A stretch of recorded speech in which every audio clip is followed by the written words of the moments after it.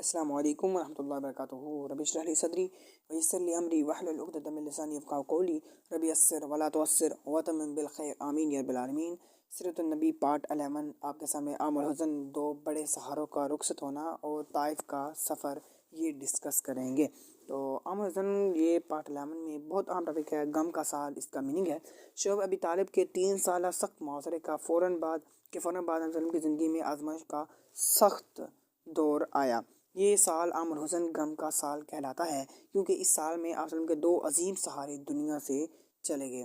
تو حضرت ابو طالب نبی وسلم کے چچا تھے اور آپ کے سب سے بڑے محافظ، قریش کے درمیان عزت والے سردار، کفار کے ظلم سے ڈھال.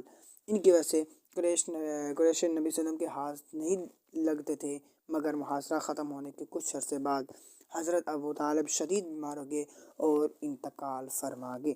نبی کریم صلی اللہ علیہ وسلم ان کے پاس آخری وقت تک بیٹھے رہے. آپ نے چاہا کہ وہ ایمان لے آئیں، مگر قریش کے سردار بھی وہاں موجود تھے تو انہوں نے دباؤ ڈالا. ابو طالب اسلام قبول نہ کر سکے، لیکن آخری دم تک آپ کی محبت اور ان کے دل میں رہی تھی. آپ کو ان کی وفات سے بہت دکھ ہوا. ابو طالب کی وفات کے صرف 40 دن بعد ایک اور عظیم صدمہ ملا.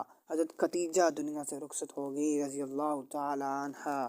وہ رسول اللہ صلی اللہ علیہ وسلم کی پہلی زوجہ، آپ ان کی سب سے بڑی مددگار، آپ کے دل جوئی کرنے والی، ہر مشکل میں آپ کا ساتھ دینے والی، اسلام کی پہلی ایمان لانے والی، مال سے محبت سے ہر طرح دین کی خدمت کرنے والی تھی. یہ عام الحزن یقین غم کا سال ہے. آپ صلی اللہ علیہ وسلم فرمایا کرتے تھے، خدیجہ نے اس وقت میری مدد کی جب کوئی میرے ساتھ نہیں تھا. ان کی وفات پر آپ کو انتہائی غمگین کر دیا تھا. اور 2 عظیم سارے ایک گھر کے اندر سے خدیجہ رضی اللہ تعالیٰ عنہ اور ایک گھر سے باہر سے ابو طالب چلے گئے. قریش نے بھی دیکھا کہ آپ وسلم کو دفاع کرنے والا کوئی نہیں رہا تو انہوں نے تکلیفیں مزید بڑھا دی. مکہ والوں کے ظلم کے بڑھنے اور 2 سہاروں کے چلے جانے کے بعد ابو نے سوچا شاید طائف کے لوگ بات سمجھ لیں اور اسلام قبول کر لیں یا کم از کم مکہ میں پناہ دے دیں. اس لیے آپ طائف کی طرف روانہ ہوئے اور ساتھ بیٹھے حضرت زید بن حارثہ کے ساتھ تھے. طائف میں کیا ہوا، آپ سرداروں کے پاس گئے، انہیں اللہ کی طرف بنایا مگر انہوں نے دعوت کو ٹھکرا دیا. پھر آپ کے پیچھے شہر کے اوباش لڑکے لگا دیے.